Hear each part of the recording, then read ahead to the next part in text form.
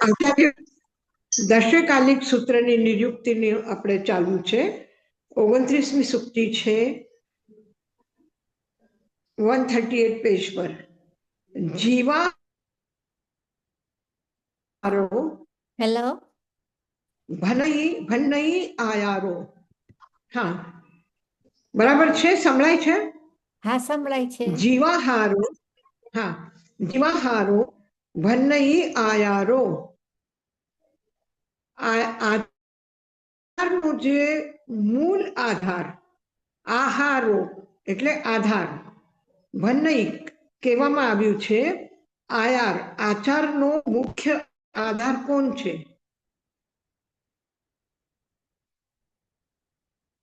મુખ્ય આધાર જીવ છે. ચારિત્ર ક્યાં હોય છે? જળ પૂતગલમાં છે, આકાશાસ્તિકાયમાં છે, ધર્માસ્તિકાય અધર્માસ્તિકાયમાં છે, ચારિત્ર નથી. તો આ ચારિત્રનો મુખ્ય આધાર કોણ છે? તો જીવ છે. જીવા આહારો, જીવ આધાર છે. કોનો? આચારનો. ભનઈ કહેવામાં આવ્યું છે, શાસ્ત્રમાં કહ્યું છે કે ચારિત્રનો આધાર જે છે એ જીવ છે. ચારિત્રનું પાલન કોણ કરી શકે છે? ચારિત્ર કોનો સ્વભાવ છે? તો ચારિત્ર કોનો સ્વભાવ છે? તો જ્ઞાન દર્શન ચારિત્રાની મોક્ષ માર્ગ. તો જ્ઞાન દર્શન ચારિત્ર આ જે છે આ કોના આધાર છે? તો જીવના આધાર છે. એનો આધાર શું છે? જીવ છે. જીવ વગર ચારિત્ર રહી શકે? ન રહી શકે. ચારિત્ર રહેશે ક્યાં? અને ચારિત્રનું પાલન કોણ કરશે? ચારિત્ર કોના શેમાં દેખાઈ આવશે? તો એ જીવ છે. જીવાહારો ભનઈ આયારો. જીવાહારો ભનઈ આયારો. શરીર, એનો મતલબ શું થયું? કે શરીર ચારિત્ર નથી. શરીર જે ક્રિયા કરે છે એ ચારિત્ર નથી. આ દુનિયાને નથી કહેતા. કોને કહે છે? કે આપણે કહીએ છીએ કે આ શરીર જે ક્રિયા કરે છે એ ચારિત્ર છે, પણ એને કેવું છે આ ચારિત્ર નથી. જો આત્મા વગર ચારિત્ર દેખાઈ આવશે, ચારિત્ર જોવામાં આવશે, તો પછી એક મૃત વ્યક્તિનું શરીર છે. જ્યારે જીવિત છે ત્યારે એમાં ચારિત્ર છે, અને એ જીવિત નથી, જીવ નીકળી ગયો, તો પછી એમાં ચારિત્ર દેખાઈ આવશે? એમાં ચારિત્ર રહી શકે? એ ચારિત્રની કોઈ ક્રિયા કરી શકે? ન કરી શકે. જો એમાં આધાર હોત તો પછી આ પદાર્થ, જળ, પૂતગલ, આ શરીર જો ચારિત્રનો આધાર હોત તો મૃતક વ્યક્તિના શરીરમાં પણ ચારિત્ર દેખાવું જોતું હતું. તો એ તો રહેતો નથી. એટલે કહ્યું કે જીવ આધાર છે, એટલે આત્મા આધાર છે. ચારિત્ર ગુણ આત્માનો છે, શરીરનો નથી. શરીરની ક્રિયાને તમે ચારિત્ર કહો એ બરાબર નથી. ચારિત્ર આત્માનું ગુણ છે. અને ચારિત્રની એટલા માટે વ્યાખ્યા કરી છે આપણા આચાર્યો, ચૈરિત્યકરણમ ચારિત્ર. જે આત્મ શુદ્ધિ કરે છે એ ચારિત્ર છે.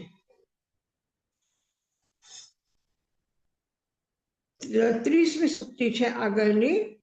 ધમ્મો અથો કામો ભિન્ને તે પિંડિયા પરિસવત્તા જીનવયનમ ઉત્તિન્ના અવસત્તા હોંતિનાયવ્વા. અસપત્ન અસવત્તા અસપત્ન હોંતિનાયવ્વા એટલે અવિરોધી, કોઈ વિરોધી નથી. શું શેમાં વિરોધ નથી? અવિરોધી છે કે ધર્મ, અર્થ, ધમ્મો અથો કામો, ધર્મ, અર્થ અને કામ એ પરસ્પર વિરોધી માને છે ઘણા લોકો. ધર્મનો વિરોધી છે કામ, ધર્મનો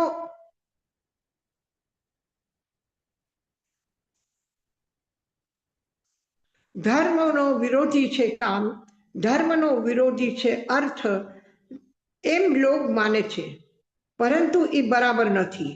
ધર્મ અર્થ કામ એને કોઈ પણ ભરેનો વિરોધી માનતા હોય તો પણ જીનવયનમ ઉત્તીર્ણા, જે જીન વચનમાં રત છે, જીનવયનમ જીન વચનમાં ઉત્તીર્ણા એને જીન વચનનો સરખી રીતે પાલન કરે છે તો એ વ્યક્તિ અસવતા હોંતી નાયવવા, તો એ જીન વાણીના અનુસાર એ બધા અનુષ્ઠાનમાં થઈ શકે છે. કુશલ અનુષ્ઠાનમાં, આત્માના કુશલ અનુષ્ઠાનમાં એનો સંબંધ છે, એટલે એ ધર્મના વિરોધમાં નથી. એટલે ધર્મ જે છે એ અર્થ અને કામના વિરોધી નથી, અર્થ અને કામ ધર્મના વિરોધી નથી. કેવી રીતે? જો ધાર્મિક ભાવનાથી કોઈ એવી ઈચ્છા કરે કે મારે સેવા કરવી છે, ભક્તિ કરવી છે, પ્રભુના વાણીનો પ્રચાર પ્રસાર કરવું છે, સ્વાધ્યાય કરવું છે, અને એના માટે જે જે સાધનો કંઈ મેળવવાના છે એ સાધનો એ મેળવે તો પછી એના માટે અર્થ અને કામ એ તો જોઈએ. એટલે એ વિરોધી નથી ધર્મના. આપણે અર્થ એટલે સંપદા, ઐશ્વર્ય, એ ધર્મના વિરોધમાં નથી. અને બીજી વાત, કામ, કામ એટલે ખાલી વિષય વાસના નહીં, કામ એટલે કર્મ. એ પણ કોઈ પણ નિર્માણ માટે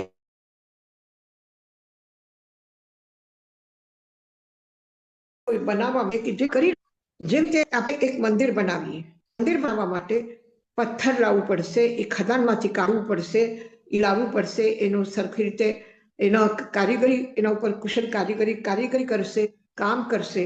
તો આ બધું, અને મંદિર બનાવવાની કામના, એ બધું કામમાં આવી ગયું. તો આ બધું, અને એના માટે સાધનો જોઈએ, એના માટે અર્થ જોઈએ, તો એ પછી એના વિરોધમાં છે, ધર્મ વિરોધમાં છે. તો ધર્મ અર્થ અને કામના વિરુદ્ધ નથી. ભિન્ને તે પિંડિયા પરિસવત્તા. બીજા લોકો, જીન વચનના વિરોધી લોકો, ભિન્ન લોકો ભલે એને વિરોધી કહેતા હશે, એ વિરોધી છે એમ કે પ્રરૂપના કરે છે, પણ જીનવયનમ ઉત્તીર્ણા, જે જીન વચનને સરખી રીતે સમજે છે એના દૃષ્ટિથી અસમજતા હોંતી નાયવવા, તમે એમ સમજો કે જીન વચનમાં એ વિરોધી નથી, અવિરોધી છે. અસમજતા એટલે અવિરોધી, પરિસમજતા એટલે વિરોધી. આવી ધ્યાનમાં કે ધર્મ અર્થ કામ અને મોક્ષ આ 4 પુરુષાર્થ છે. આ પુરુષાર્થમાં ધર્મ અને મોક્ષ સમજાયમાં આવે છે કે 2 પુરુષાર્થ બરાબર છે, પરંતુ અર્થ અને કામ માટે વિવાદ છે. એ ધર્મ અને મોક્ષના વિરોધી સમજવામાં આવે છે, પણ એવું નથી. જીનવયનમ ઉત્તીર્ણા, એને સ્પષ્ટ કહ્યું છે કે જીનવાણીના દૃષ્ટિથી, જે જીનવાણીના અનુસાર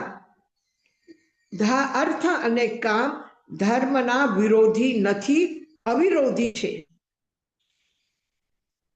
અને કેટલી બધી આપણે આ અલગ અલગ લોકોની કરેલી વ્યાખ્યાઓ સાંભળીને અને આપણે સરખી ચિંતન ન કરીએ, અને ખાલી કામ એટલે કામ ભોગ અને અર્થ એટલે ઐશ્વર્ય, એનો આપણે કરીને એમ કહીએ છીએ કે અર્થ અને કામ ધર્મના વિરોધી તત્વ છે. નહીં, ધર્મ અર્થ કામ મોક્ષ 4 પુરુષાર્થ ધાર્મિક વ્યક્તિ કરી શકે છે. જીનવયનમ ઉત્તીર્ણા અસવત્તા હોંતી નાયવવા, ધમ્મો અર્થો કામો ભિન્ને તે પિંડિયા પરિસવત્તા, જીનવયનમ ઉત્તીર્ણા અસવત્તા હોંતી નાયવવા. આગળની સૂક્તિ છે જીનવયનમ. હા બોલો. આમાં જે અર્થ છે તો અર્થનો મીનિંગ શું લેવાનો આમાં? અર્થનો મીનિંગ એક ઈચ્છા અને કાર્ય, અનુષ્ઠાન. સારા કાર્ય, કુશલ અનુષ્ઠાન, જીનવયનમ ઉત્તીર્ણા અસવત્તા હોંતિના યવ્વા. હવે આગળની સૂક્તિ છે, જીનવયનમી પરિણયે અવત્થ વિવિહા નુઠ્ઠાનવો ધમ્મો સચ્છાય સપયોગો અથો વિસંભવો કામો.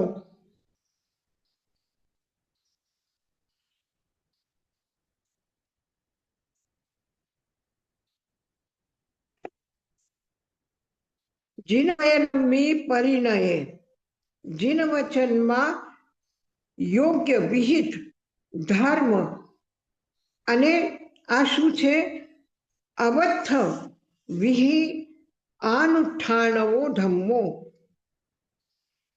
અવત્થ વિહિ મતલબ ધર્મમાં પોતપોતાના ભૂમિકાના યોગ્ય જે કઈ અનુષ્ઠાન, અનુષ્ઠાન ધમ્મો, અનુષ્ઠાન, અનુષ્ઠાન એટલે સંકલ્પ. અને જેવી રીતે આપણે કહીએ કે આપણે મંદિરનો પ્રતિષ્ઠાનો અનુષ્ઠાન છે, આપણે પર્યુષણ પર્વ ઉજવીએ છીએ તો આ પણ અનુષ્ઠાન છે. આપણે કોઈ સારા એવા કાર્ય કરવાનું નક્કી કરીએ એ પણ એક અનુષ્ઠાન છે. એટલે જેને આપણે કહીએ સંસ્થાન છે, કોઈ પ્રતિષ્ઠાન છે, કોઈ એક સંઘનો કામ છે, તો એ બધા અનુષ્ઠાનમાં, અનુષ્ઠાન સરખી રીતે જેનું સ્થાન છે એવું અનુષ્ઠાન. તો આ અનુષ્ઠાનવો ધમ્મો, આ અનુષ્ઠાન રૂપ ધર્મ છે. શું ધર્મ છે? અવત્થ વિહિ, સરખી રીતે વિહિત એટલે ધર્મ માર્ગમાં કહેલા અનુષ્ઠાનો. આ શું છે? જીનવયનમી પરિણયે, આ જીનવાણીના અનુસાર, અવત્થ પરસ્પર વિરોધી નથી, અવિરોધી છે. કેમ અવિરોધી છે?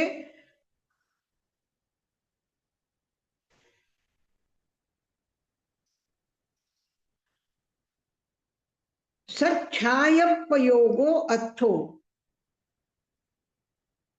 સ્વચ્છ આશયપયોગો અથો, આ નિર્મલ આશયથી, સારા ભાવથી, એના પાછળ જે તમારો એમ છે, પ્રયોજન છે, એ એકદમ નિર્મળ છે, સ્વચ્છ છે. અને એ કરવામાં જે પુરુષાર્થ કરવામાં આવે છે એ બધા સ્વચ્છ આશયથી કરવામાં આવેલા પ્રયોગો, પુરુષાર્થ, આ શું છે? વિસંભવો. વિસંભવો એટલે મર્યાદાના અનુકૂળ કામો. એને મર્યાદાના અનુકૂળ વૈવાહિક જીવન, જ્યાં કામનો અર્થ કામ ભોગ કરવામાં આવે છે, એના માટે પણ આચાર્ય કેટલું સ્પષ્ટ વિધાન કર્યું છે કે વિસંભવો કામો, જે વૈવાહિક જીવનની મર્યાદિત જીવન છે, મર્યાદાના અનુકૂળ જે વૈવાહિક જીવન જીવે છે એના નિયંત્રણમાં છે. એટલે પતિ પત્નીના નિયંત્રણમાં, સંયમિત જીવનમાં કામ પણ શું છે? ધર્મનો વિરોધી નથી, અવિરોધી છે. અને અથો, અથ ઉપરની જે સૂક્તિ છે એને વધારે સ્પષ્ટ કરે છે. ઉપર જ કહ્યું છે પેલી 30 નંબરની સૂક્તિમાં, ધમ્મો અથો કામો ભિન્ને તે પિંડિયા પરિસત્તા જીનવયનમ ઉત્તીર્ણા અસવત્થા હોંતિના યવ્વા. એવી રીતે જાણવું જોઈએ. શું જાણવું જોઈએ? જીન વચનના અનુસાર આ અવિરોધી છે, વિરોધી નથી. ધર્મ, અર્થ અને કામ. પછી આપણે કામ એટલે ઈચ્છા કર્યું, કામ એટલે કાર્ય કર્યું, એ બધું કર્યું, પણ એને સ્પષ્ટ કહ્યું કે વૈવાહિક જીવનના જે કામ ભોગ છે એના માટે તમે શું કહેશો? એ ધાર્મિક છે? જો તમે ચોથા વ્રતની બાધા લો, ચોથા વ્રતનું પાલન કરો, તો એમાં શું છે?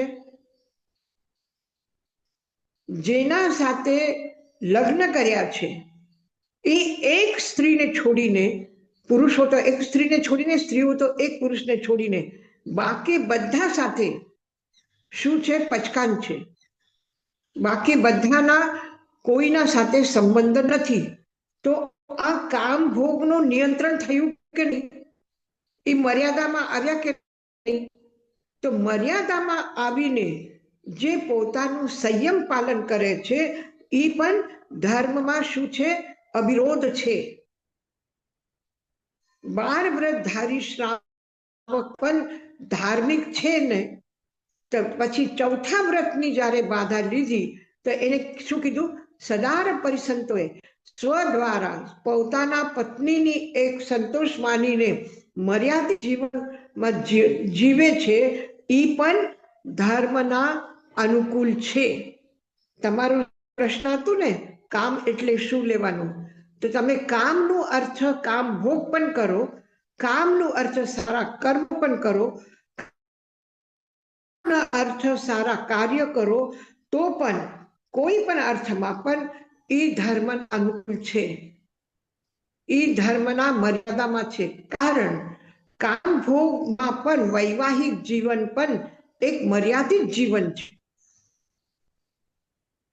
તો એ મર્યાદિત જીવન, એ સંયમી જીવન શું છે? ધર્મના અનુકૂળ છે. સ્વચ્છ આશયથી પ્રયોગ, એટલું મહત્વપૂર્ણ આ શબ્દ છે. સચ્છાયપયોગા, સારી ઈચ્છાથી, સારા પ્રયોજનથી કરેલો પ્રયોગ.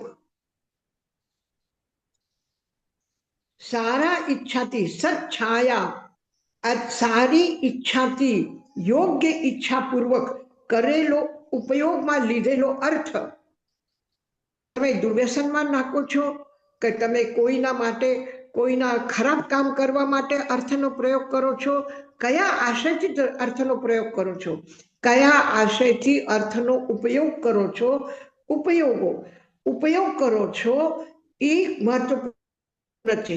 અને જો સ્વચ્છ આશય હોય, નિર્મલ આશય હોય, એનો અર્થનો ઉપયોગ કરવા પ્રયોજન સારો છે અને કામ જે છે એ મર્યાદિત જીવન છે, તો પછી બંને પણ અર્થ અને કામ બંને શું છે?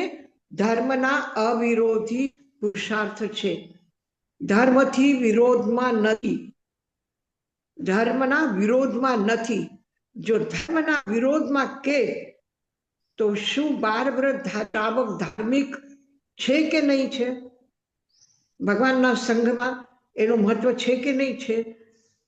શ્રાવક અને શ્રાવિકા પણ ભગવાનના સંઘમાં એક સંઘનો મહત્વપૂર્ણ છે. અને એને પણ સંયમ કહ્યું છે, એને પણ મર્યાદિત જીવન જીવવાવાળા કીધું છે, અને એને પણ મોક્ષના અધિકારી કહ્યું છે.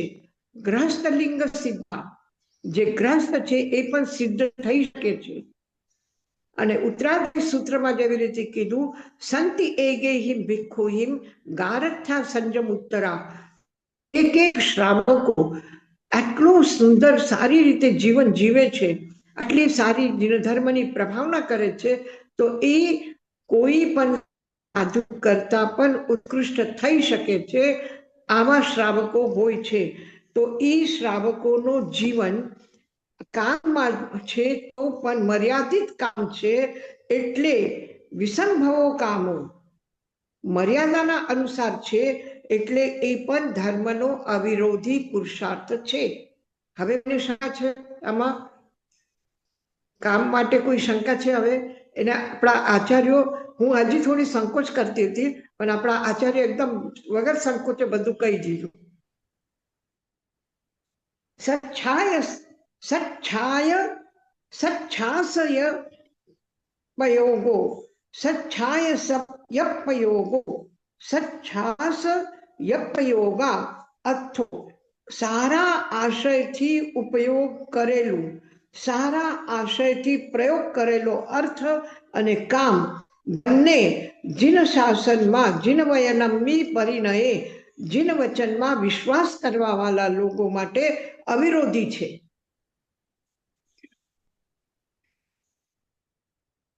વયન વિભક્તિ અકુશલો વવોગયમ બહુવિહમ અયાનંતો જૈવિન ભાષયી કિંચી ન ચેવ વયગુત્તયમ પત્તો વયન વિભક્તિ કુશલો વવોગયમ બહુવિહમ વિયાનંતો દિવસમ વિભાસમાનો વયગુત્તયમ પત્તો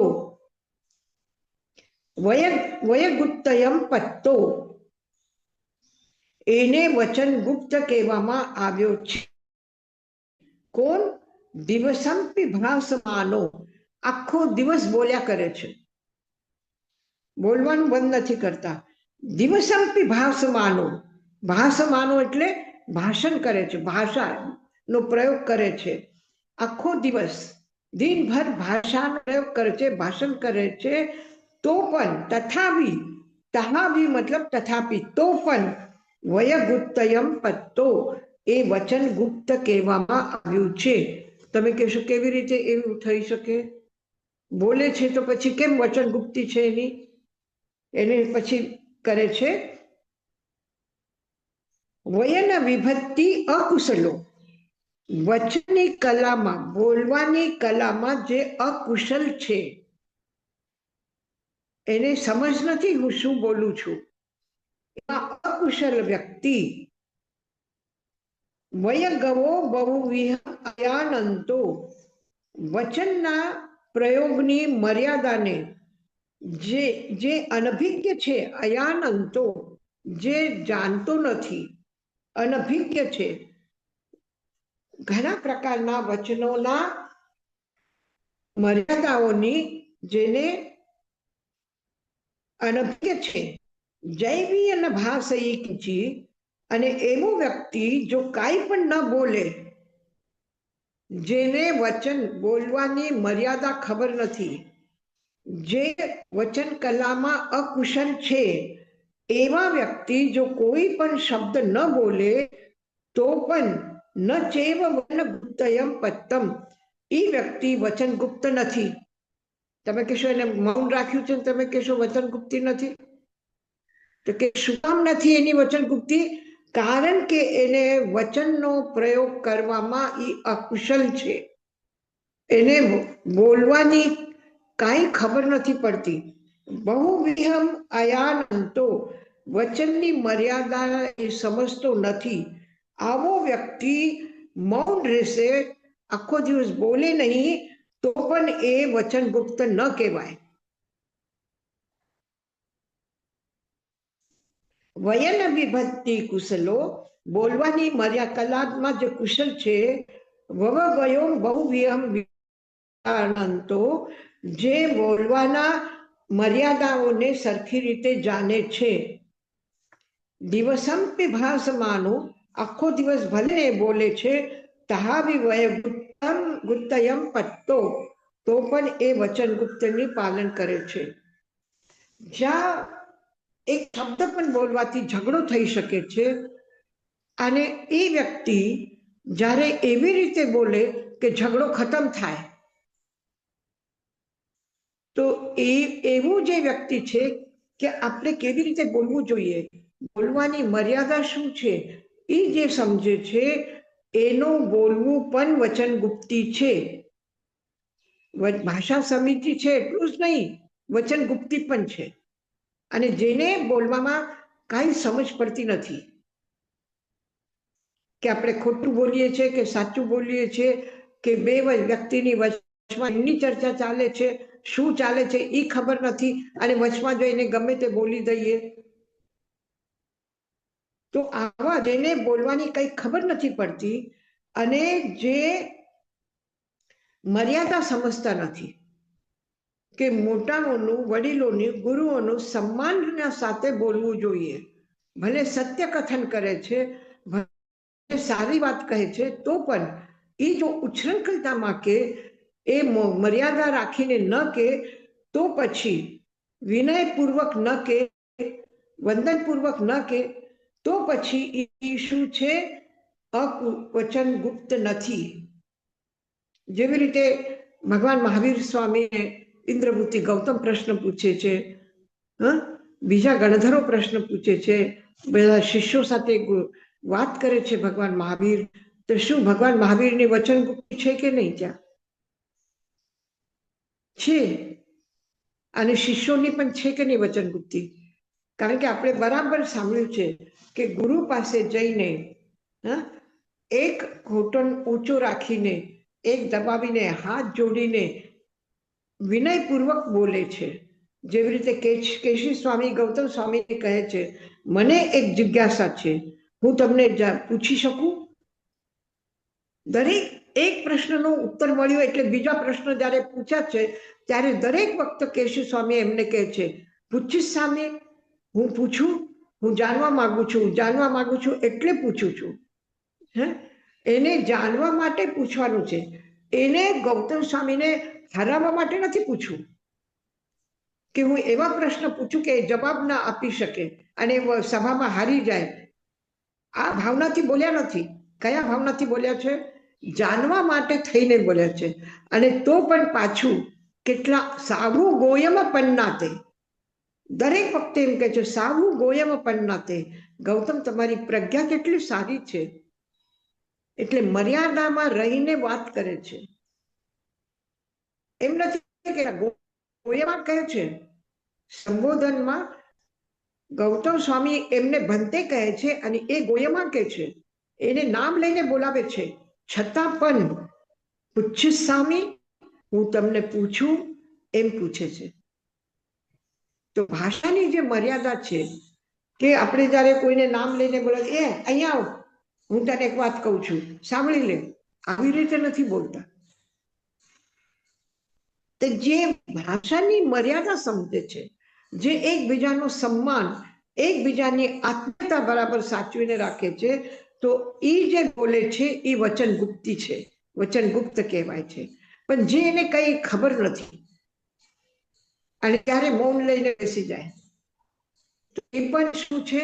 વચન ગુપ્તિ નથી. એ બોલતો નથી તો પણ વચન ગુપ્તિ નથી.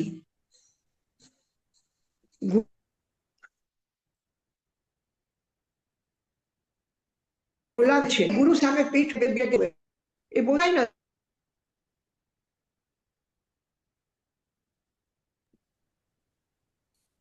વચન આવું નથી.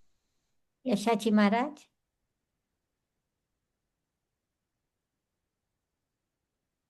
ઉઠીને હાથ જોડે વચન ગુપ્તિ છે. હા યશાજી બોલો. કપાઈ ગયું. તમે જે કીધું ને બધું એક્ઝામ્પલ મને લાગે છે તમે આપતા હતા, પણ કપાઈ ગયું ઈ. અચ્છા અચ્છા, સાંભળાય છે બરાબર? હા, હવે સંભળાય છે યશાજી. હા, તો શું કહેતી હતી કે ગૌતમ સ્વામી અને કેશી સ્વામી છે. તો કેશી સ્વામી દરેક પ્રશ્ન માટે ગૌતમ સ્વામીને કહે છે કે સાવું ગોયમ પન્નાતે, તમારી પ્રજ્ઞા કેટલી સારી છે, તમે કેટલું સારું સમાધાન કર્યું. હજી પણ મારી એક જિજ્ઞાસા છે, હું પૂછી શકું?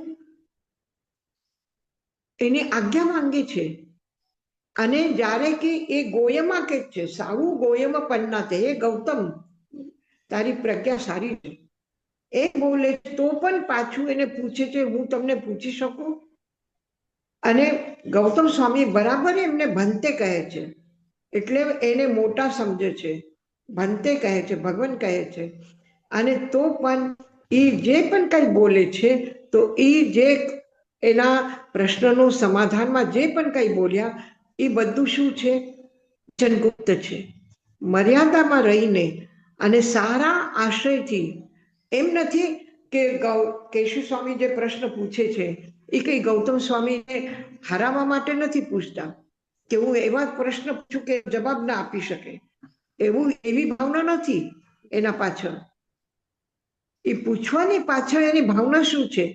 એ પૂછવાની પાછળ કોઈ રહસ્ય છે અને એને ગૌતમ સ્વામી રહસ્યને ઉદ્ઘાટન કરવું છે કે તમે ઘોડા ઉપર બેસા છો તો પણ પડતા કેમ નથી, એમ જ પૂછ્યું ને.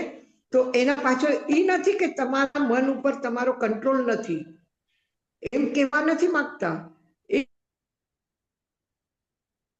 જવાબ એ આવે છે કે હું લગામ લગાવીને, ઘોડાની લગામ મારા હાથમાં છે એટલે ઘોડો ગમે તેવો હશે તો મને એ પાડી ન શકે.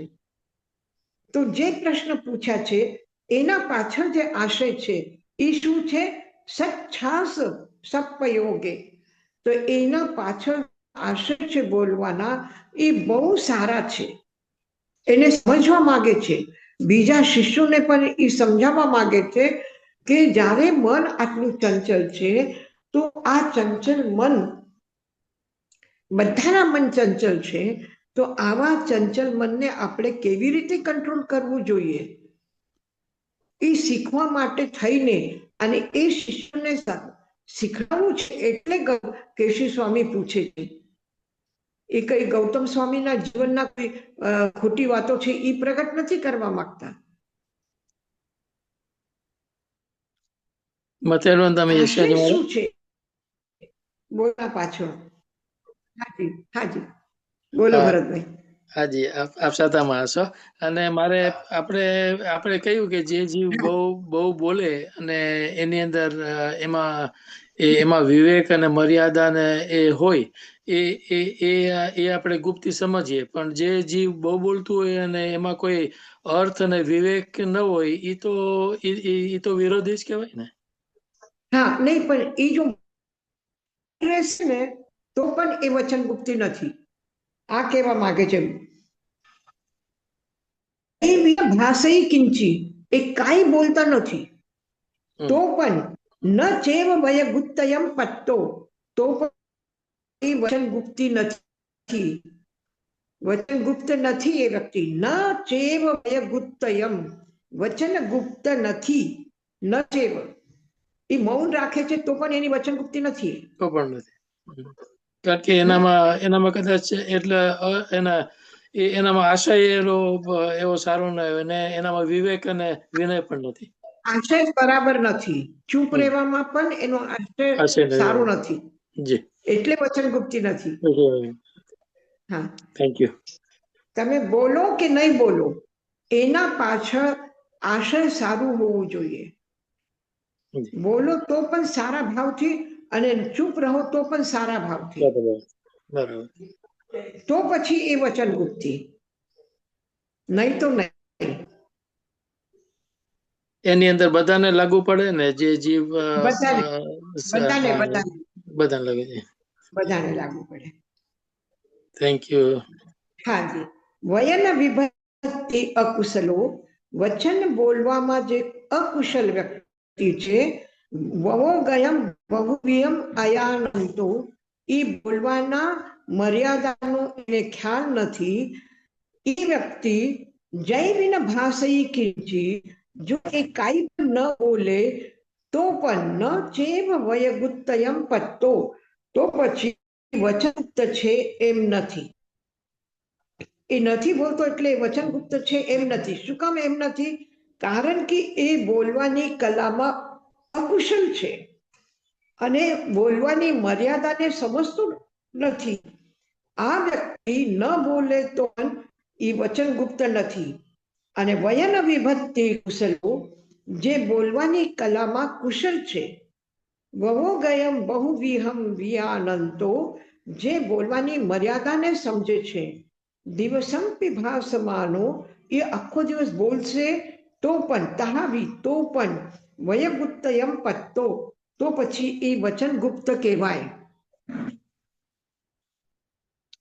યશોજી મહારાજ, મધ્યાહન વંદનની. તો વચન ગુપ્તિ હોય તો જ ભાષા સમિતિ હોય, એમ થયું? હા હા, ભાષા સમિતિમાં પણ આ લાગુ પડે છે કે બોલવાનું આશય શું છે. આશય જો સારું ન હોય, સદભાવનાથી કોઈ બોલતા હોય તો પછી વચન ગુપ્તિ, અને અસદભાવનાથી ચૂપ રહે તો પણ પછી એ વચન ગુપ્તિ નથી. એવી રીતે સદભાવના સાથે બોલે તો એ બોલવાની મર્યાદા હોય તો એ ભાષા સમિતિ, અને ન હોય તો પછી એ ભાષા સમિતિ નથી. સદ્દે સુય રૂવે સુય, ગંધેસુ રસેસુ ટહય ફાસેસુ, નવિરજ્જય નવિતુ સહી, એસા ખલુ ઇન્દ્રિય અપનિહિ. આ ઇન્દ્રિય નિગ્રહ એસા ખલુ ઇન્દ્રિય અપ્પિનિહિ, આ ઇન્દ્રિય નિગ્રહ જે છે આ ખરેખર પ્રશસ્ત છે, સારો છે. કયું? શબ્દેષુ રૂપેષુ ગંધેષુ રસેષુ ભાસેષુ. શબ્દ, રૂપ, ગંધ, રસ અને સ્પર્શ. શબ્દેષુ મતલબ શબ્દમાં, રૂપેષુ મતલબ રૂપમાં, ગંધેષુ મતલબ ગંધમાં, રસેષુ મતલબ રસમાં અને ભાસેષુ એટલે સ્પર્શમાં. શબ્દ, વર્ણ, ગંધ, રસ, સ્પર્શ એમાં નવિરજ્જયી, એમાં જે અનુરક્ત નથી થતા, આસક્ત નથી થતા, અને નવિરજ્જયી એનો દ્વેષ પણ કરતા નથી. એનો દ્વેષ પણ કરતા નથી. એસા ખલુ ઇન્દ્રિય અપ્નિહિ, એનો જ ઇન્દ્રિય નિગ્રહ પ્રશસ્ત છે.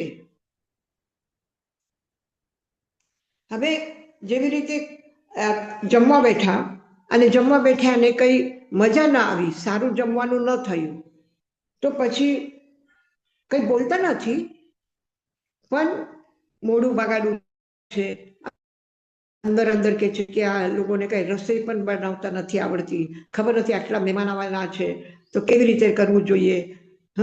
આ અંદર અંદર તો કરે છે અને ઉપરથી જેવું છે એવું ખાઈ લે છે. તો આ ઇન્દ્રિય નિગ્રહ છે નહીં. તો અંદરના ભાવમાં પણ ક્યાં પણ આ સારું છે કે ખરાબ છે કે આ છે એવું કાંઈ નથી. જેટલા પ્રેમથી સારી વસ્તુ ખાય છે એટલા જ પ્રેમથી વૃક્ષ આહાર પણ ખાઈ શકે છે. એ ઇન્દ્રિય નિગ્રહ છે.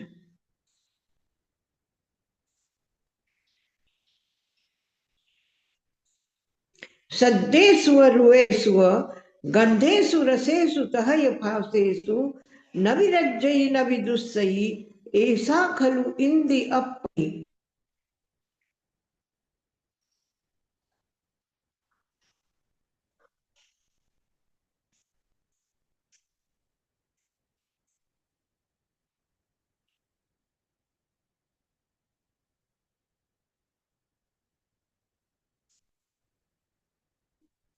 વિહાર કરીને ગુરુદેવજી એક જગ્યા જતા હતા, તો રસ્તામાં એક ખેતરમાં કામ કરતા હતા કિસાન, અને મોડું થઈ ગયું હતું, સાંજનો ટાઈમ થઈ ગયો, તો કે છે આપણે પહોંચી નહીં શકશું ગામમાં, તો ચાલો અહીંયા જ આપણે રોકાઈ જઈએ.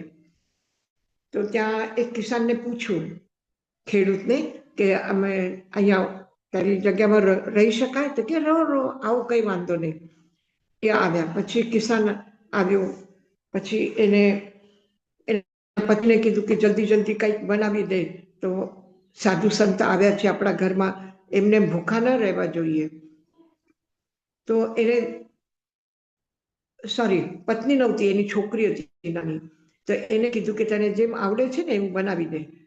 તો ઓલી કાચી પાકી રોટલી બનાવી દીધી અને વઘાર આપીને ખાલી પાણીમાં શાક સિજાવી દીધું, એ આપ્યું. તો ગુરુદેવજી ખૂબ પ્રેમથી ખાધું. પછી એને લાગ્યું કે લાવ હું ગુરુદેવની સેવા કરું. તો એના કામ કરેલા હાથ હતા, એટલા ખુદરા હતા, એટલા આમ વાગે એવું છુબે આપતા હાથમાં, એના હાથ પકડવા જઈએ તો એવા હાથ હતા, કામ કરીને નહીં સ્કીન આમ ફાટી જાય છે એવી રીતે હતી.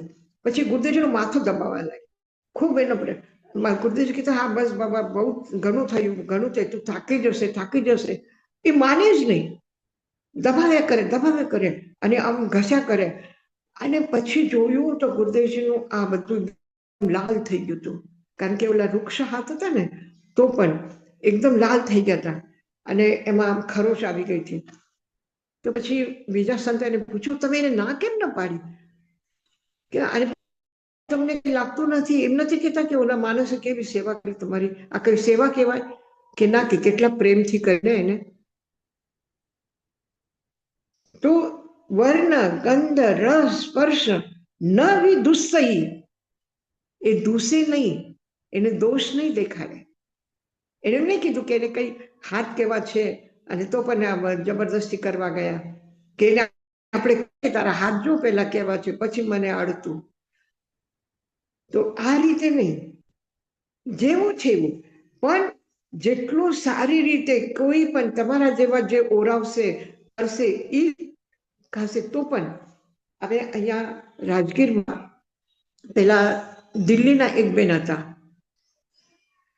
ખરડ પરિવાર એનો હતો, સીતારા દેવી એ, અને એ દિલ્હીમાં પણ આપણે એના ભાઈને અમે સારી રીતે ઓળખતા હતા. ચાંદની ચોકમાં એક વકીલ હતા, એમની બેન હતી. તો એમના ઘરે કોઈના પિયરમાં ડેથ થઈ ગઈ, પછી એને જવું હતું, પણ એનો એક છોકરો હતો, એને બધા કક્કુ કહેતા હતા, અને માથામાં ટાલ હતું, નાની ઉંમર હતી પણ માથામાં ટાલ હતી, જ્યાં ત્યાં આમ એ થયેલું હતું, અને બહુ ઓછું સમજતું હતું એને, કંઈ સમજ ન પડે, કંઈ સાંભળે નહીં કોઈનું, જેમ ફાવે એમ રહેતો હતો. તો પછી એને થયું સીતારા દેવીને કે મારે 2 દિવસ માટે જવું છે, ત્યાં આટલા બધા ડેથ થઈ છે, તો કેટલા બધા મહેમાન આવેલા હશે, આ બધાના વચમાં પણ મારે રહેવાનું. પછી હું એને સાંભળી નહીં શકું બરાબર, એને સમજાવી ન શકું બરાબર કે આમ ન બોલાય, આમ ન બેસાય, આમ ન કરાય.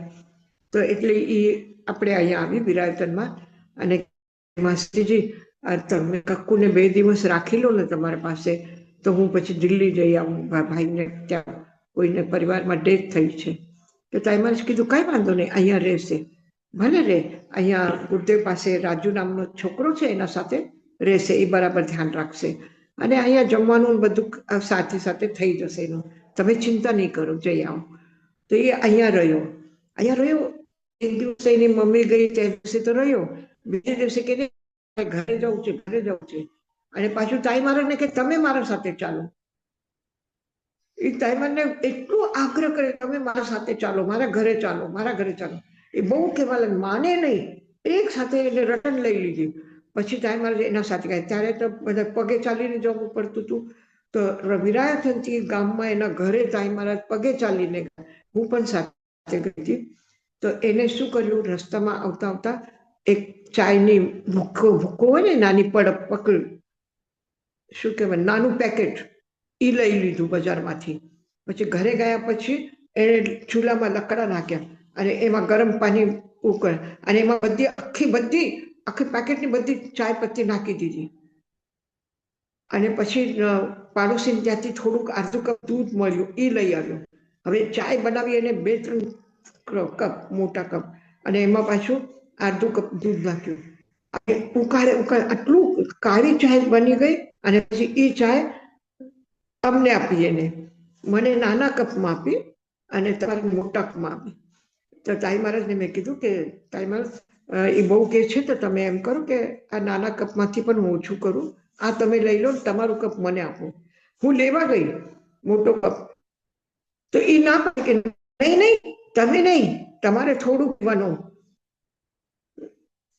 તાઈ મહારાજને વધારે આપવાનું, મોટું કપ એને આપો, એ બદલવા ન દે. પછી તાઈ મહારાજને મેં કીધું કે તમે થોડું ચાખીને આને મૂકી દો, હું લઈ લઈશ પછી જ્યારે આડો આવડો થશે તો. પણ નહીં, એ જ્યાં સુધી તાઈ મહારાજ પીવે છે ત્યાં સુધી બેઠો ને બેઠો રહ્યો. હવે તાઈ મહારાજ ચાય પણ નહોતા પીવતા હતા ત્યારે, અને એને આવી ચાય પીવડાવી, પણ તાઈ મહારાજના ચહેરામાં કે એની સાથે વાત કરવામાં, કે આટલું પણ ક્યાંય આટલા પ્રેમથી એના સાથે વાત કરે, એટલા પ્રેમથી એને આખી ઓલો મોટો કપ ભરીને ચાય પી લીધી. તો એ છે કે શબ્દ, રૂપ, ગંધ, રસમાં કોઈ આસક્તિ પણ નથી, અને નવી રજ્જવી, નવી દુસ્સઈ. એટલે તને આવડતું નથી, તું શું કામ બનાવે છે, તું કામ આમ કરે છે, ખાય નહીં, એ પણ નાચે છે, એ પણ ખુશ થાય છે, તાઈ મહારાજ એને જોઈને ખુશ થાય છે, અને હું મારું જીવ પાડું છું કે તાઈ મહારાજને કેવી ચાય પીવડાવવી.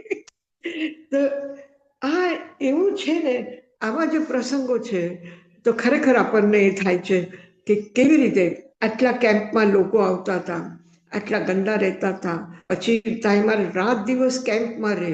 ઘણી વખત લોકોના બહેનોની માથામાં જુઓ હતી, એ આપણા કપડામાં આવી જાય તો પણ. અને આમ તાઈ મહારાજને કેટલી ચોખ્ખાઈ જોઈએ,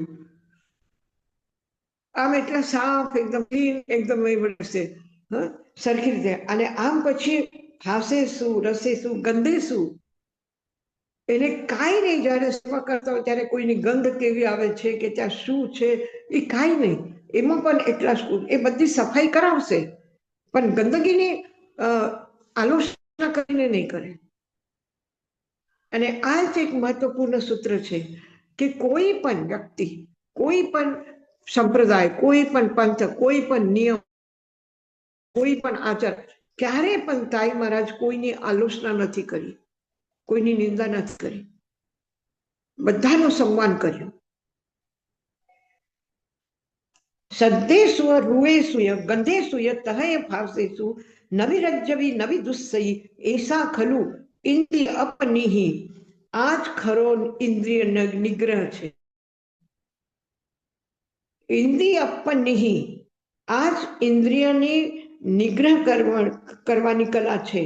નવિરજ્જઈ નવી દુસ્સઈ, તમે આસક્ત પણ નહીં રહો અને એનાથી એનો દોષ કાઢીને, એનો વગોવીને, એને ઓછું લેખીને નહીં રહો. તો આપણા દૃષ્ટિમાં નિંદા પણ નથી અને પ્રશંસા પણ નથી, સારું પણ નથી અને નરસું પણ નથી. એસા ખલું ઇન્દ્રિય અપનિહિ. અવિધાનમાં આ વિતરાગતા છે, વિતરાગતા છે. ભગવાન મહાવીરને સોનાના સિંહાસન ઉપર બેસવું તો ના નથી, અને બેઠા તો કોઈ એને થયું કે હું રાજ સિંહાસન ઉપર બેસવા વાળો વ્યક્તિ આજે જંગલમાં કાંટામાં ઊભો છું, એવું પણ નથી. જ્યારે જે જેવું મળે છે એવી રીતે લીધું છે. એને સારું ભોજન પણ પારણામાં લીધું છે અને ઉડદના બાકુલા પણ, અને કોના હાથથી, અને ઘરે કોઈ ગરીબ ઘર હતું, સાધારણ પરિવાર હતું, સારા પરિવારમાં પણ અને સારા વ્યક્તિના હાથથી એવો વૃક્ષ આહાર લીધો કે જે જાનવર માટે હોય, અને એટલા જ પ્રેમથી લીધું. તો સદ્દેસુ રૂએસુ ગંધેસુ રસેસુ તહય ભાવસેસુ નવિરજ્જઈ નવી દુસ્સઈ. આપણે બે શબ્દ બરાબર યાદ રહી જાય, નવી તો યાદ રહી જશે. નવિરજ્જઈ નવી દુસ્સઈ, આપે એને દુસતા પણ નથી, એના દોષ કાઢતા નથી, એની નિંદા કરતા નથી, અને ન રજ્જઈ એમાં આસક્ત પણ થતા નથી. નવિરજ્જઈ નવી દુસ્સઈ એસા ખલુ ઇન્દ્રિ અપનિહિ. એ જ ખરું પ્રશસ્ત ઇન્દ્રિય નિગ્રહ છે. સદ્દેસુય રૂએસુય ગંધેસુ રસેસુ તહય ભાવસેસુ નવિરજ્જઈ નવી દુસ્સઈ એસા ખલુ ઇન્દ્રિય અપનિહિ. જસ્સ ખલુ દુપ્પનિહિ આનિ ઇન્દ્રિયાયિમ તવમ ચરંતસ્સ સોહિરઈ અસહિનેહિમ સારહી વ તુરંગેહિમ.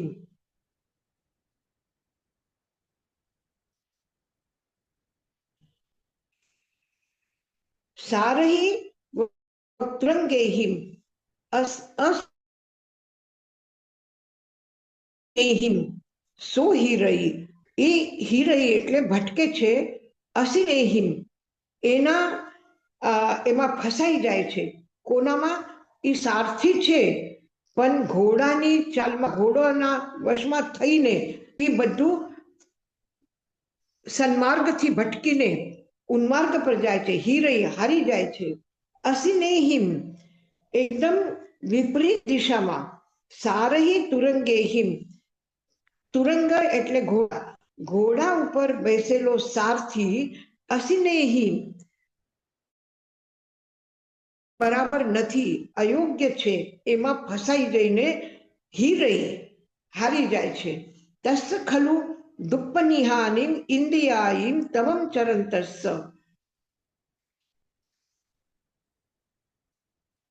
ઇન્દ્રિયાયિમ તવમ ચરંતસ્સ દુપ્પનિહાયિમ. તમે ઉત્તરાધ્યાય સૂત્રમાં કર્યું છે, મન દુપ્પનિહાને, વય દુપ્પનિહાને, કાય દુપ્પનિહાને. એટલે મન વચન કાયાના દુષ્પ્રનિધાન. દુપ્પનિહાન એટલે દુષ્પ્રનિધાન, જેના ઇન્દ્રિયના દુષ્પ્રનિધાન છે. એટલે ઇન્દ્રિયો બધી દુષ્ટ જગ્યા ઉપર અયોગ્ય જગ્યા ઉપર લાગેલી છે એમાં આસક્ત રહે છે. ઇન્દ્રિયા રૂપ જુએ, પ્રશસ્ત રૂપ જુએ, ભગવાન મહાવીરથી અથવા તીર્થંકરોના મૂર્તિ આપણે જોઈએ છે, બાહુબલીની મૂર્તિ આપણે જોઈ છે, એના સૌંદર્યથી વધારે સૌંદર્ય કોઈ બીજાનું હોઈ શકે છે? અને એ આપણે જોઈએ છીએ. તો આ સારું રૂપ જોવું એ શું છે? દુષ્પ્રનિધાન છે? આ ખોટું છે? નહીં.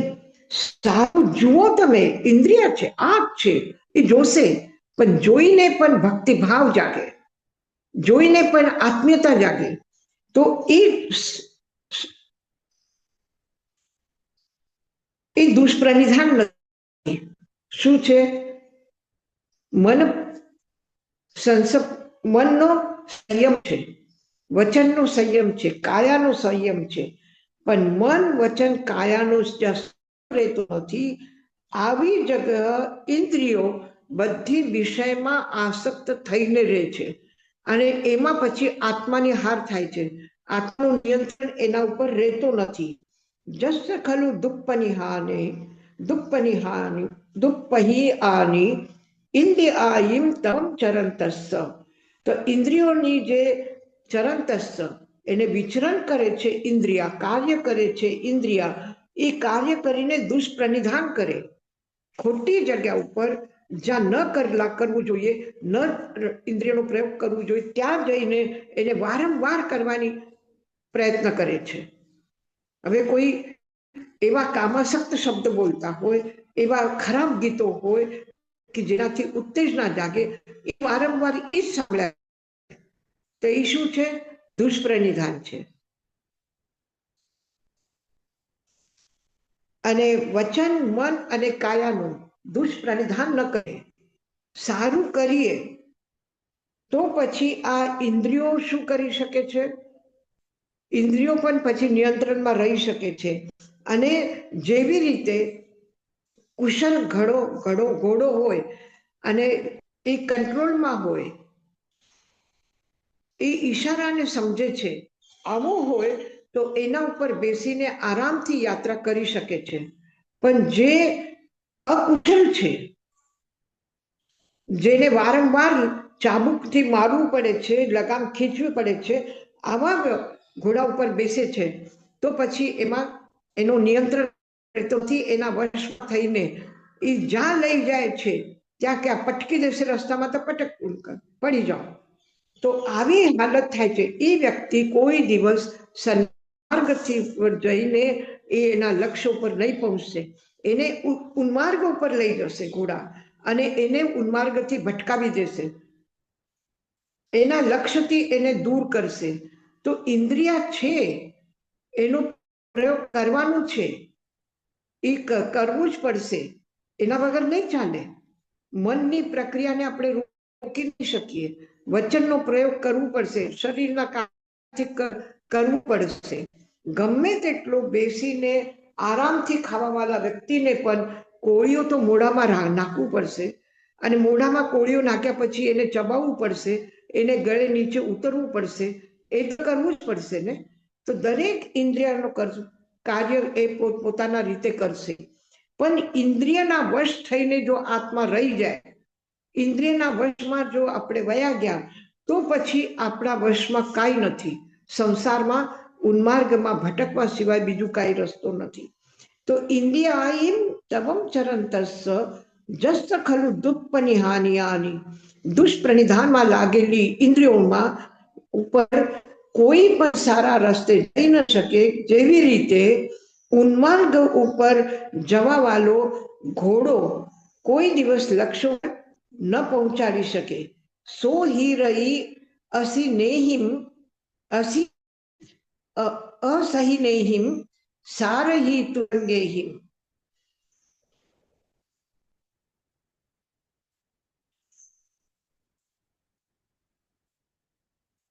આવ્યું ધ્યાનમાં? કોઈને કઈ પૂછવું છે કે આગળ કરવું છે? યશાજી મહારાજ, આટલામાં કઈ પૂછવું છે?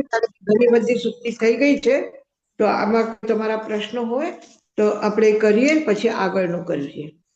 યશાજી પાછું મહારાજ સમજવું મથેર હોય તો વંદામી એક વખત રિપીટ કરીએ. હા જી રસીલાબેન. તમે હમણાં કીધું એટલે આમાં આ લાસ્ટ સૂક્તિ કરી એમાં એમ કહે છે કે બધી ઇન્દ્રિયો ઉપર આપણે જાગૃતિ રાખવાની ને કે આપણે કેવી રીતે હા ઇન્દ્રિય વાપરીએ છીએ ને કેવી મર્યાદાથી આપણે વાપરીએ છીએ ગમે તે ઇન્દ્રિય હોય હા એ. હા, થેન્ક યુ.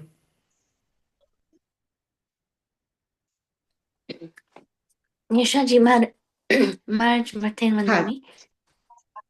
હા જી બોલો દીનાબેન. આજે આપણે જે આજે બધી સુક્તિ કરી બહુ જ આપણા જીવનમાં અપનાવવાની છે. સો મને એમ સમજ પડે છે કે one of the suktis say that જે પણ આપણે કરીએ અવેરનેસ કરીએ. સો ફોર એક્ઝામ્પલ આપણે બરાબર ચૂઝ કરીએ બોલવું કે ના બોલવું એ અવેરનેસ હોવું જોઈએ કે એનું ઇન્ટેન્શન શું છે એની પાછળ. બરાબર એકદમ સાચી વાત તમારી. આ આજની જેટલી પણ સુક્તિઓ છે આ બધી સુક્તિઓના પાછળ આ 6 સુક્તિઓ આપણે કરી. આ 6 સુક્તિઓમાં આપણે જે ધર્મ ક્રિયા કરીએ એમાં આપણે આપણી સંપદા છે, આપણો ઐશ્વર્ય છે, આપણા કામભોગની ઈચ્છાઓ છે અથવા કોઈ પણ કાર્ય કરવાની ઈચ્છા છે, આ બધા ધર્મના અનુકૂળ કેમ થઈ શકે છે જો આપણું ઇન્ટેન્શન સારું છે અને ઇન્દ્રિયો ઉપર આપણો કંટ્રોલ છે તો પછી બધું જ ધર્મ છે. બધું જ ધર્મ છે. એને પતિ પત્નીનું જીવન પણ ધર્મમય થઈ શકે છે. આટલા સ્પષ્ટતાથી એને કહી દીધું. જીવનની કોઈ પ્રવૃત્તિનો નિષેધ નથી કર્યો. ઇન્દ્રિયોના કોઈ પણ કાર્ય માટે નિષેધ નથી કર્યું કે તમે જોવાનું બંધ કરી દો કે સાંભળવાનું બંધ કરી દો કે બોલવાનું બંધ કરી દો. કોઈ નહીં. બધી જગ્યા એક જ વાત એમને કહી છે કે આપણે સારી રીતે વાણીનો પ્રયોગ, મનનો પ્રયોગ અને કાયાનો પ્રયોગ. કાયા એટલે પછી ઇન્દ્રિયો. બધા ઇન્દ્રિયોનો પ્રયોગ. પછી ઇન્દ્રિયોના જે વિષય છે વર્ણ, ગંધ, રસ, સ્પર્શ એનાથી આપણે ક્યાંક ભાગીને ક્યાંય એકાંતમાં જશું તો પણ આપણે સાધના કરવા માટે કોઈ ગુફામાં જશું ને તો ત્યાં પણ દુર્ગંધ આવશે, સુગંધ આવશે. આવશે કે નહીં? સારા શબ્દ સાંભળવા મળશે કે કોઈ ખરાબ શબ્દ પણ સાંભળવા મળશે. કોઈ બાતતા હશે, કોઈ એકબીજામાં કોઈ ગીતો કઈ સાંભળતા હશે. તો એ બધું થઈ શકે છે કે એકાંતમાં ગયા પછી પણ એવું બધું થઈ શકે છે. તો ત્યાં જઈને પણ શું કરીએ પછી? આંખ બંધ કરી લઈશું, મોઢું બંધ કરી લઈશું, કાનમાં પણ રૂઈ નાખી દઈશું. પણ નાક છે ને, નાકને કેવી રીતે બંધ કરશું? આ સ્પર્શને કેવી રીતે બંધ કરશું? ઠંડી હવા ચાલશે, નહીં ગમે એવી. ક્યારે ક્યારે એવી હવા ચાલે જાણે કોઈ આપણને મારતું હોય. એટલી એને એવા હવાના ઝપાટા હોય છે કે જાણે આપણને કોઈ એકદમ થપ્પડ મારતા હોય એવી રીતે. તો આવા હવામાં પણ હોય, ગરમ હવામાં પણ હોય, ઠંડી હવા પણ હોય. તો શું કરશું આપણે? ક્યાં બચીને જશું? તો બસ એમાં બચવાનો એક જ રસ્તો છે કે ન વિરજ્જયી ન વિદુષયી. તમે એમાં આસક્ત પણ નહીં થાવ કે કેટલી સારી સુગંધ છે, બસ અહીંયા જ બેસી રહેવું. એ પણ નહીં. અને કેવી દુર્ગંધ છે. એનો મતલબ એ નથી કે તમે દુર્ગંધ છે તો ત્યાં બેસીને રહો. નહીં. તમે ત્યાંથી નીકળો. નીકળવામાં વાંધો નહીં, પણ દુષયી એને દોષ આપીને નહીં જાઓ તમે. કોઈ આપણે ગયા અને એની ખુરશી બરાબર નહોતી, બાળક છે એને કઈ ખ્યાલ ના આવ્યું, એને ખુરશી બેસો આપે, આપણે બેસ્યા. પછી કોઈ મોટા આવે અને કે નહીં તમે અરે અરે આ બરાબર નથી, તૂટી જશે ક્યાંય, તમે આ સોફા ઉપર આવીને બેસો.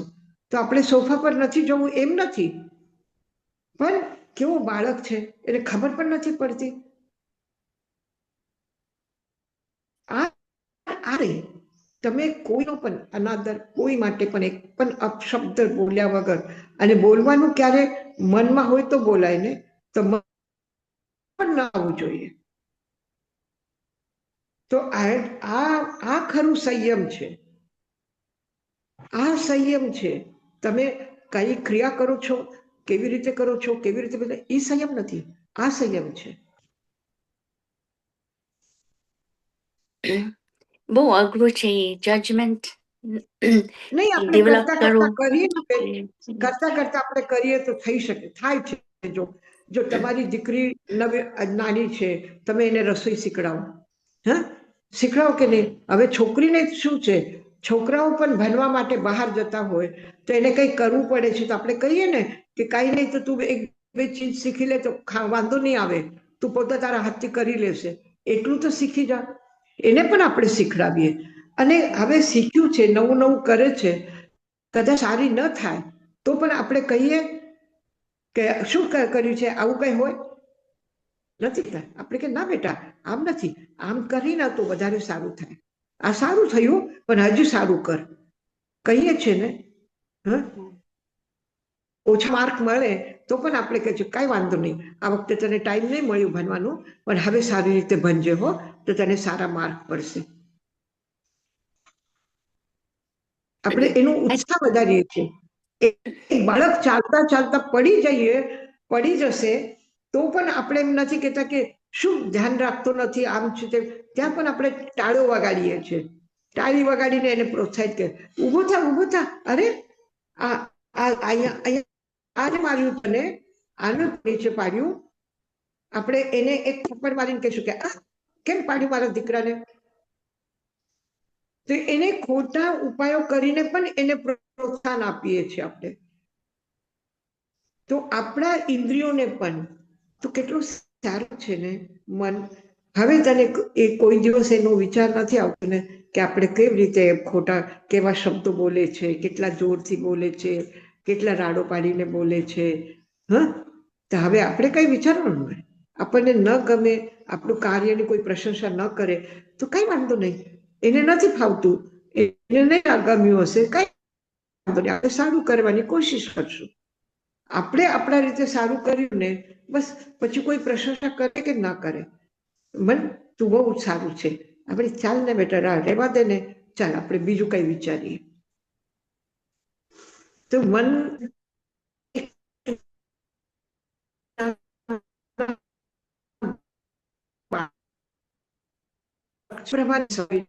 ઈઝી થઈ જશે એકદમ. થેન્ક યુ યશાજી મહારાજ. આપણે બાળક સમજાય ને, હાજી, એને દવા લેવી નથી ગમતી તો આપણે કહીએ ને તને સારું થઈ જશે, આ દવા પી લે, કઈ વાંધો નહીં. હા, તો પછી ઘરમાં સારું વાતાવરણ રાખવું છે તો કોઈક વખત કોઈ અણગમતું બોલે તો કઈ વાંધો નહીં, આપણે ચલાવી લેવાનું. તો મનને એવી રીતે સમજાવવાનું. Thank you. હાજી, હા બેન, આપણે જે વાંચીએ છીએ, આપણે જે સ્વાધ્યાય કરીએ છીએ, આ આપણા જીવનને બદલવા માટે છે. દૈનિક સૂત્રમાં એને કીધું છે કે હું શું કામ સ્વાધ્યાય કરું છું. અજ્જત હેવું, મારા આત્માના સારા માટે હું સ્વાધ્યાય કરું છું. આ અધ્યયન કરું છું. શા માટે? મારા આત્માનું કલ્યાણ માટે હું કરું છું.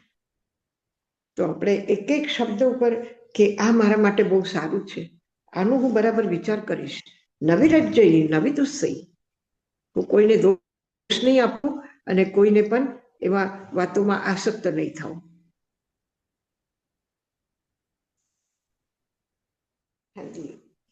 કોઈનો છે પ્રશ્ન? હજી કોઈને કઈ જાણવું છે?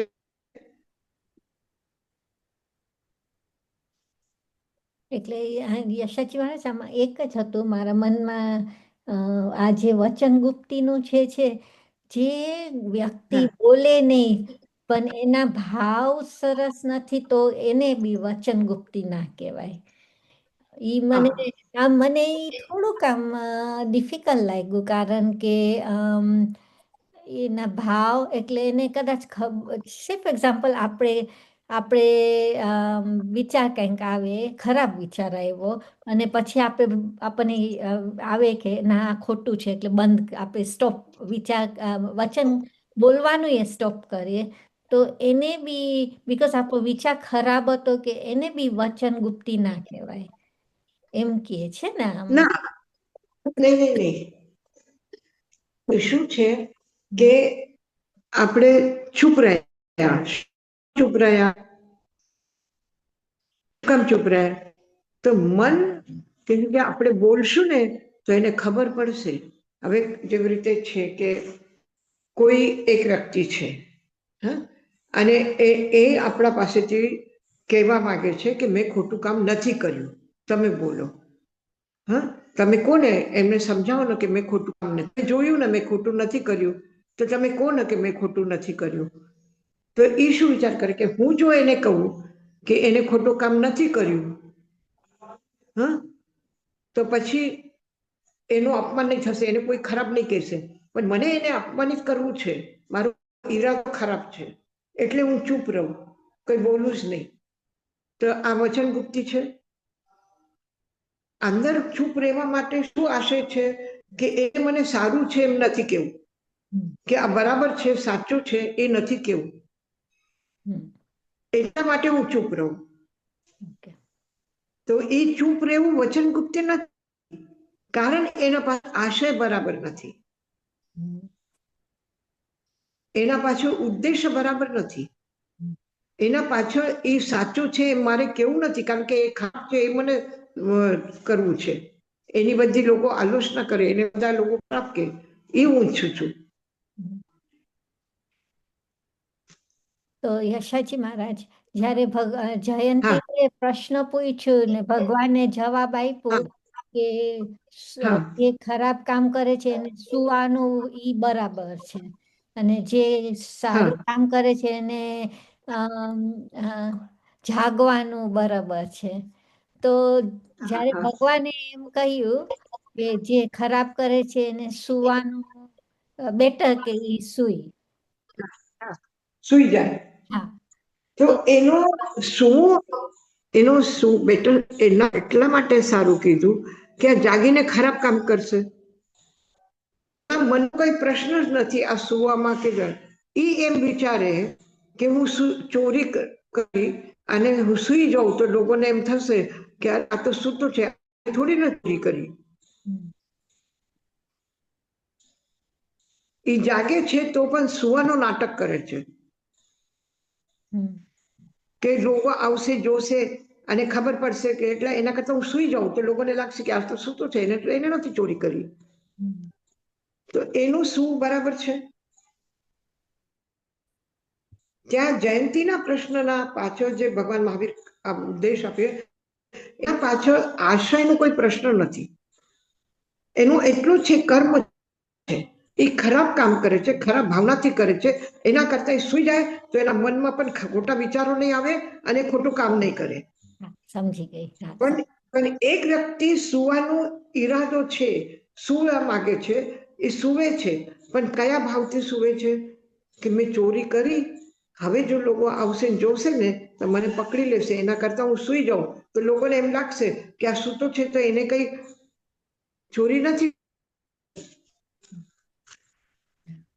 થેન્ક યુ યશાજી મહારાજ, સમજી ગઈ.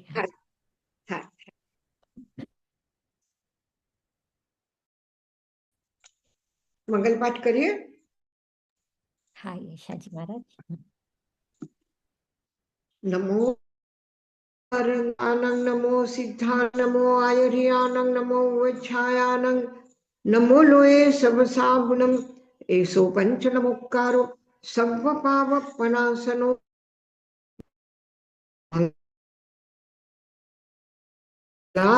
च सर्वेसिं परमं मंगलम गुरुदेव क्या चतारि मंगलम अरहंता मंगलम सिद्धा मंगल साहु मंगलम केवलिपत्तो धमो मंगलम चत्तारि लोकुत्तमा अरहंता लोकुत्तमा સિદ્ધા લોગુત્તમા સાવ લોગુત્તમા કેવલિપતો ધમો લોગુત્તમો ચત્તારી શરણમ પવજ્જામિ અર્હંતે શરણમ પવજ્જામિ સિદ્ધે શરણમ પવજ્જામિ સાહુ શરણમ પવજ્જામિ કેવલી પન્નતમ ધમ્મમ શરણમ પવજ્જામિ. અર્હંત સિદ્ધ સાધુ અને ધર્મની શરણ લઈને જીવનની મંગલમય યાત્રા કરી રહ્યા છો. આશીર્વાદ છે આ તીર્થભૂમિના, આશીર્વાદ છે પરમાત્માના, આશીર્વાદ છે પરમ પૂજ્ય ગુરુદેવ અને આચાર્ય શ્રી તાના. અમારા બધાની તમામ સુંદર સુખદ ઉજ્જવલ ભવિષ્ય માટે મારી કામના છે. ઓમ શાંતિ. મધ્યાહન વંદન. મધ્યાહન વંદન.